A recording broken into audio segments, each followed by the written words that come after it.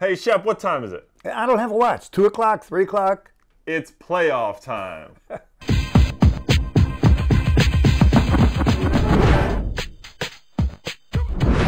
Welcome to MLSnet.com's Extra Time, everybody. That's Shep Messing. I'm Greg Lawless, and it's true. Playoffs are finally here. This is what they all play for eventually, the postseason. Shep, are you excited for this one? I think this has been the greatest format ever in the history of Major League Soccer. And yes, playoff time, Greg. It's a different dimension. Ratchet it up. Everything counts. And you know, when you look at the matchups, I was looking at it earlier and just thinking, it's very hard to predict these. There are going to be some great matchups. And let's start, Shep, with DC and Chicago. I mean, this is number one in the league, Supporters Shield for DC United and Chicago. They kind of snuck in on the very last day of the league. However, they haven't lost in 8 games and they're flying. I'll tell you what, if I'm Chicago, and I'm not saying they could have played that way, but the final minutes of their last game against LA, if I'm Chicago, I don't want to score that goal. They don't score the goal. Right. They play against Chivas, right? And obviously, the great home crowd for Blanco in Chicago. When they go away, had they played Chivas, it would have been spectacular. Been like a home game, right? They would have been better off not scoring. I think they're in trouble against DC United. Oh, see, I totally go the other way. I actually think Chicago is playing so well right now. Wilman Conde in back has shored up that defense greatly. He can also move into the midfield a lot. And Cuauhtemoc Blanco has, to me, proven to be the best player of the second half in the league. Greg, I've been begrudgingly giving Chicago respect, and yes. I agree with you about Blanco. He's been a sensation in the middle of the field. But I look at a team, 11 players on DC United. When they lose the ball, I think they're going to really control the middle of the field. Blanco can't do it alone. I think that's where DC United wins. Well, that's the problem I think that LA had over the weekend too, was they gave Blanco so much space. Every time he got the ball, he had acres of space to operate in, and I think you're right. DC with Brian Carroll in there and Clyde Sims and Ben Olsen in there, they are going to be putting so much more pressure on them defensively. The Blanco will not have that space. So for Chicago, it's going to come up, can you find another option? Can Chad Barrett finally start to finish? Can Rolf get involved? Can Juan Chope finish?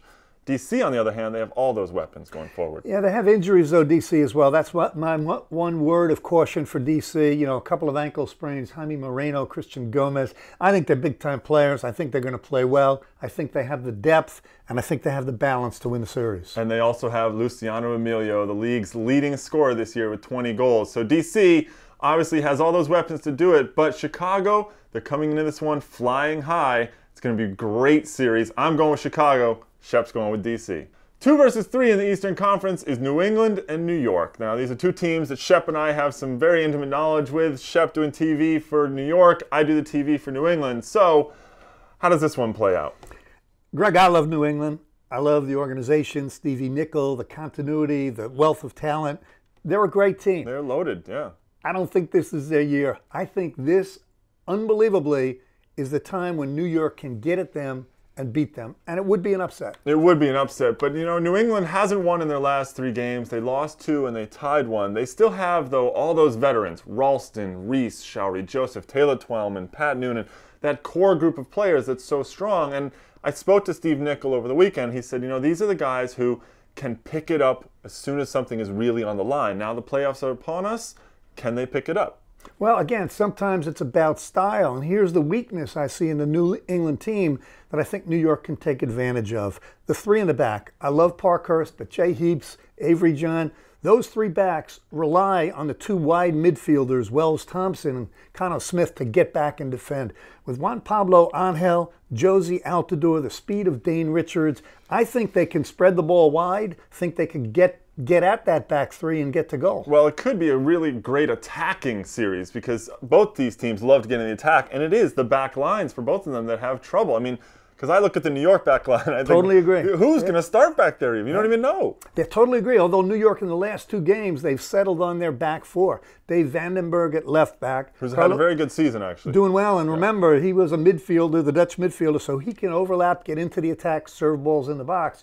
Mendez Park in the middle. Hunter Freeman on the right. So I agree with you. This is a series where if New York can get at the back line, get into the attacking third, they're going to do well, but vice versa. It's the exact same thing for New England. If they can get in behind, get Taylor Twellman, Pat Noonan involved, Connor Smith running at you is always dangerous. New England has held the edge this year. They had 2 wins and a draw. They play this Saturday night. It's on Fox Soccer Channel, actually. It should be a great series. Shep, again, we're going to disagree. Shep is thinking New York. I'm going with New England. So, Shep, let's move out west now. Out west, Chivas USA, the Western Conference leaders, welcome in an Eastern Conference team, actually, Kansas City Wizards. Now, Kansas City backed in sort of with a win over the weekend. Chivas got that hard-fought draw 0-0 with Houston to take the Western Conference. How do you see this one playing out? Well, if anything, more than ever, I watched that Kansas City final game where they needed to go to Dallas and get a result, a dysfunctional Dallas team. But Kansas City, I give them credit, Greg. They came out, they took the game to them, they played, they got the victory. Having said that, they are the most schizophrenic team I've seen all year long. I just don't believe in them. I'm going with Chivas. Okay, we got to talk about Eddie Johnson. We'll stay on Kansas City for a second here. Eddie Johnson, he missed that sitter that would have put them up 1-0. The guy hasn't scored in 5 games. I mean, I was talking with someone else before the show, and we were saying, here's a guy who scored 15 goals this season, but seems to have had such little impact, really. I mean, he's not even in the conversation for MVP. Well, I think you're right, and that is really inexplicable given the amount of goals he scored. But you're right, the goals he scored, he had 2 hat tricks early in the year, so take 6 off the books. The thing about Eddie Johnson is if he doesn't score a goal in a game, Greg, he doesn't add much to the game. Right. Other players up front, there are other dimensions. But Eddie Johnson, I think he's still, I'll put this kindly, he's developing his soccer IQ. He's got to know where to make the runs, when to make the runs, put himself in a position to score. Well, Kansas City still has a great back line with Jimmy Conrad and Nick Garcia back there and Jose Burciaga Jr., who sometimes gets hammered on this show, but they still have some very good players back there.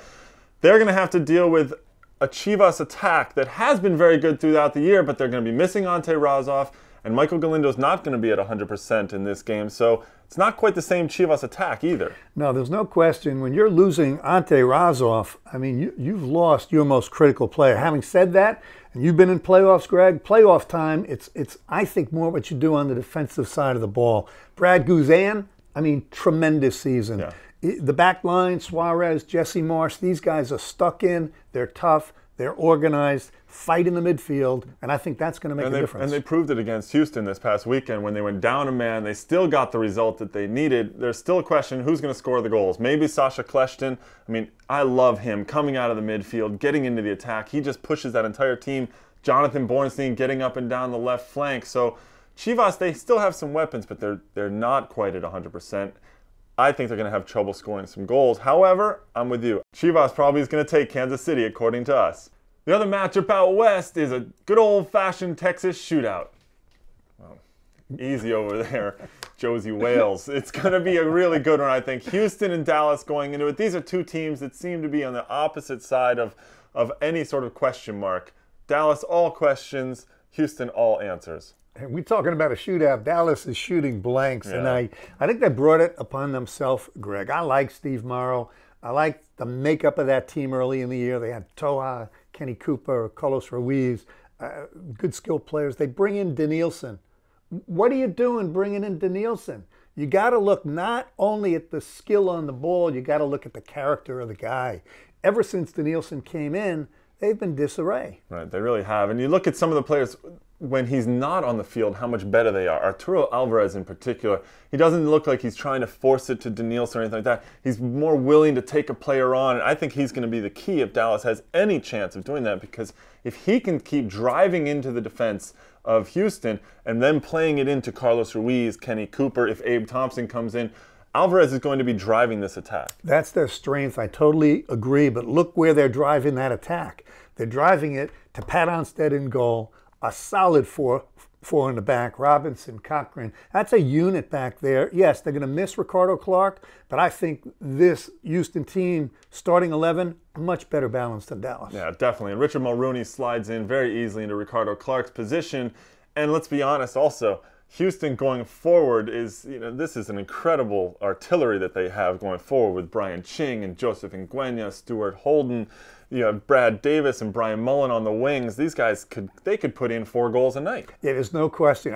They have the width in the attack. You just talked about it. They have Brad Davis with that left peg, Nguyen with the speed to get out wide. De Rosario we leave out, who's probably the most dangerous attacking midfield player in the league. So I really think Dallas is going to have their hands full. To compound matters, I think Stevie Morris undecided about a goalkeeper. So they're not going charging into the playoffs. They're coming limping in. Any lingering effects from Houston not getting the Western Conference last weekend against Chivas USA? I think they made a real push for it, but I think they're real happy with the opponent they got. So they gave it everything they can. They got Dallas coming up. I think Houston's ready. Well, the Texas shootout should be a great one. The reality is, though, Houston's going to probably draw and fire first.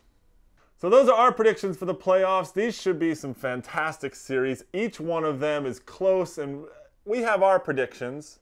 You guys probably have some of yours, so please email us at extratime@mlsnet.com. And knowing you as my partner, my bohemian partner, you probably have some thoughts on your mind. I do. A little bit of poetry now. 'Twas the start of the playoffs, and all of the teams had visions of cup glory filling their dreams. In Texas, a shootout that's more than okay. The Little Fish and Dayro all set to play. The defending champs still have ancient old Pat. Can Juan Toja's mullet really beat that? Chivas won the West in Preki's first year, but now Ante is hurt and the future's unclear. The Wizards backed in thanks to Scott Seeley's double, and if EJ starts scoring, the Goats are in trouble. Chicago's on fire, if you'll pardon the pun. It's just that Blanco is as hot as the sun. United took the shield, but my prediction today said Chicago will do to DC what they did to LA. A high-flying angel gives the Red Bulls some wings, but that's about all, as there will be no rings. On Twellman, on Ralston, on Joseph, on Reese, the Revs will once again take down the East.